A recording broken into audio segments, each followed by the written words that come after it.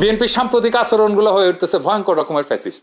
আমার পেজে এসে একজন বা দুইজন না, একাধিক মানুষ হুমকি দেয়, কেন বিএনপির সমালোচনা করি, খুন করে ফেলার হুমকি দেয়।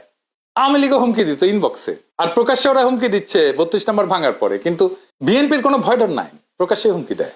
আমি আজকে একটা দেখাচ্ছি কি কারণে সে আমাদের দেশে আসতে দেবে না বা আসলে বাইসা থাকতে দেবে না, ওটা ওরাই জানে। এরা ক্ষমতা আসলে কি করবে আল্লাহ মালুম। হ্যাঁ, আইডম থাকলে করে নিস রে ভাই, হ্যাঁ করে নিস, যে জিতবে ওই তো সিকান্দার হবে।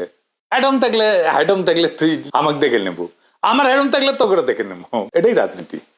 রাজনৈতিক দল তার আশেপাশে বন্ধু রাখে, যারা ঠিক দল করে না কিন্তু একটা লুজ সম্পর্ক থাকে তাদের সাথে। আওয়ামী লীগের কাছে কিন্তু মাস্টার ছিল, সেজন্য আওয়ামী লীগ এতদিন রাজত্ব করতে পারছিল। বিএনপি সবাইরে শত্রু বানায়, এদের কর্মীদের রাজনৈতিক শিক্ষা এতই দুর্বল, এরা যখন দাবরানির উপরে থাকে তখন কেসো হইয়া থাকে, আর যখন ক্ষমতার গন্ধ পায় তখন নেকড়ে হইয়া ওঠে।